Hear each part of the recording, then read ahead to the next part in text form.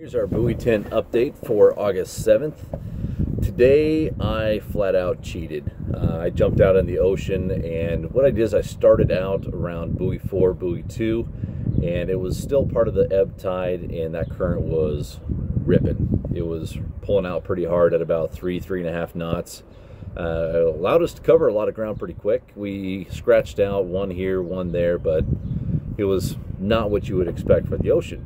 I got a couple phone calls that the fish were up north, so we ran way up there, and it was pretty good fishing up north. You know, not on fire, not just a bloodbath, but it was good enough. And we ended up keeping 9. 2 of those 9 were Chinook, and had countless other bites, missed fish, lost fish, everything else. We actually went through about 6 pounds worth of bait today. So that is the report of the ocean. There's a lot of fish up north. There are definitely still a bunch of fish down here off south, and honestly, I don't really have that much of a report from the river for you because I wasn't in the river, and the folks that I usually talk to throughout the day, they were all out in the ocean too. However, I do know that when I talked to the fish checker when I came back in around 2:30, she had not yet checked a fish from the river. But it was still early, and the tide was just starting to get good here in the afternoon right about that time. And when we pulled in, we did see a few fish on right there underneath the bridge on the Oregon side. The afternoon tides are definitely better right now for the river, and guys have been catching them then. I do actually want to take a second and talk about consistency because of what I saw in the river, because there was one guide who came in with 5 fish, and that was Jack Glass. Now, I don't know if he was top boat out there or whatever else, but, you know, if you recall, a couple days ago I said that we came in, we were lucky, we were hot boat, we had 4 fish, which is not really all that great. Then the next day, we just about got blanked, and if it wasn't for a bailout fish right at the very end, it would have been my first time ever down here not catching a fish. So, that leads to my comments on consistency. I remember when I was younger, I was just in my first year or two of college, and I was on my summer break, and I came down and I was fishing out on the Columbia River right around Portland, Troutdale area. And I remember I was fishing by myself, and I saw Jack Glass out there, and again, fishing by myself, I pounded 5 Chinook. He only got 3. I thought I was a pretty damn good fisherman. So I started getting pretty big-headed, pretty arrogant, and the next day I go out there and I catch 4 by myself, and he only gets 3. So now I'm thinking, man, this fishing thing's easy. I'm already up there keeping up with a fishing guide. And not only that, but one of my idols growing up.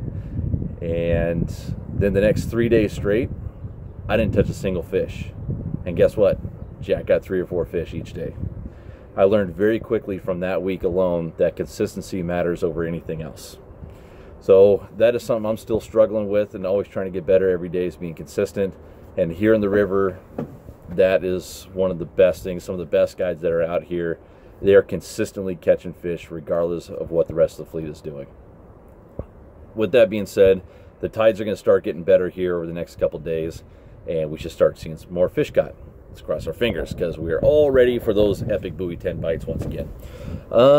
With that, I actually had the next couple days cancel, so I'm not going to be giving you live updates on the water, but I'm going to still try and give you guys as much info as I can each day. I'll still be doing these the next 2 days, and I'm actually taking some of my gear with me so I can hopefully do some rigging tech tip stuff for you guys while I'm back at home. Taking a little break and getting some more TV show stuff done. Real quick though, I kind of want to talk about what happened out there in the ocean as far as rigging. So let's take a little look-see. See if I can flip around. I'm not even going to try and worry about it. We'll just point at it here with the camera. So first and foremost, flasher colors. We got bit on a few different flasher colors here today, but you know, a couple on green, a couple on silver, but red was definitely king. And it wasn't just red, it was a very specific red. So that's what I'm going to show you here right now. So tell me the difference between this red flasher and that red flasher. Put them side by side. See if I can show them here. There they are. That one or that one. Not much, right? Well, guess what? They only wanted one of those two. They only wanted this one here that the missus aptly named, or appropriately named, Red October. I don't know what it was between the two, but they wanted this one here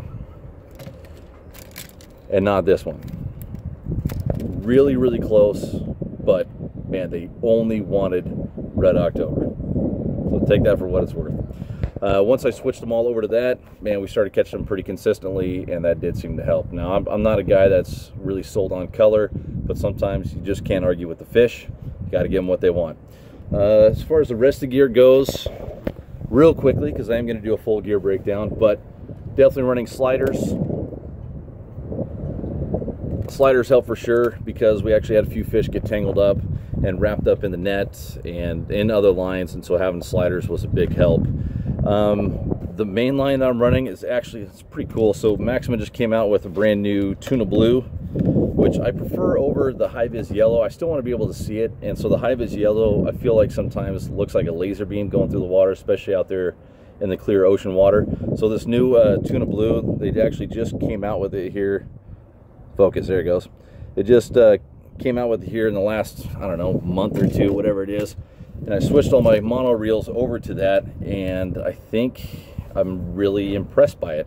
We had it wrapped around the prop on the motor a couple times, wrapped into 2 or 3 other rods, scraping against the bottom of the boat, and it never even frayed. It's just 30 pound, so it's not like I'm running 50 pound or anything else out here. It was impressive. And then we hate having to change leaders out here and having leaders break.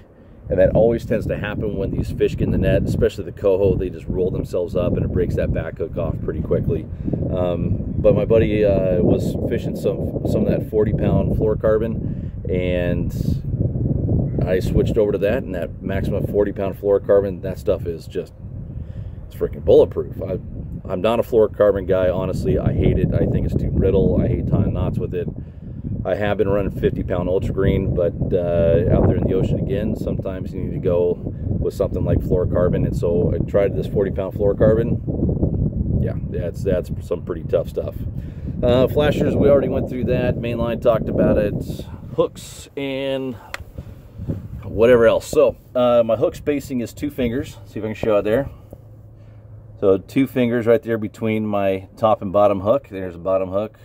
There's the top hook.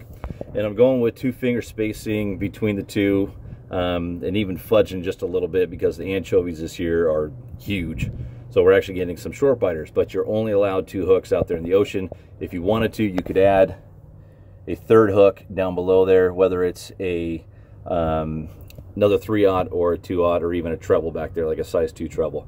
So 2 finger spacing, whether you're running 2 or 3 hooks. And that's been working well for me. I've been running 3/0 again because we have some bigger baits this year. And then in front of them, I'm just running the 3-inch hoochie here. This is from Fishfield, and I'm running these Fishfield hoochies for a couple reasons. 1, they got a lot of really cool colors, and 2, they're cheap. I'm not spending $7 a pack like you do on some of the other brands out there. These are just, you know, $3 or $4 a pack, and you just burn through them with lost leaders or you know, shredded up hoochies. Once they get all beat up, I can get twice the amount for half the price. So there you go. Anything else to need to cover here real quick? Oh, the bait. So the bait has been, again, big, but it's a little bit soft too. And these fish, they just shred your bait out there in the ocean. We went through 6 pounds of bait. It was unbelievable. So what I did today, and I think it helped. I'm going to try it again next time I'm out there. But I put it in the Brine and Bright Complete. Again, you don't need it. I do it though because I just want to toughen it up a little bit, because when these fish come up and just nip at it, I want that bait to stay tough and strong and stay on that hook and not just fall apart, turn into mush, because that way you can dump a little bit of line, drop it down, make it look like a wounded bait fish. The fish wheel around and come back and grab it. So I put that in there. It made me feel a little bit better in my head. Sometimes that's all it takes. So that's a real brief breakdown on what worked for us out there in the ocean. Again, action was good.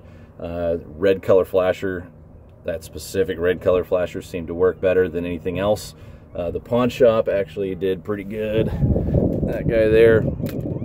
So I kept that one out there, but every other rod I switched over to that red one. It was just dirty. So that with the 40-pound leaders. And again, I'm running mono for my main line, that new tuna blue. The hoochies in front of it, I think that helps just because it adds a little bit of contrast. And also, and I got a lot of underwater footage of this happening too, but you get 2 or 3 fish that come up and start tracking your bait, and one will come and eventually pull that bait off that hook, and you'll still have a hoochie sitting there. So the other ones will come up and wheel around on it and get aggressive and competitive and bite that hoochie.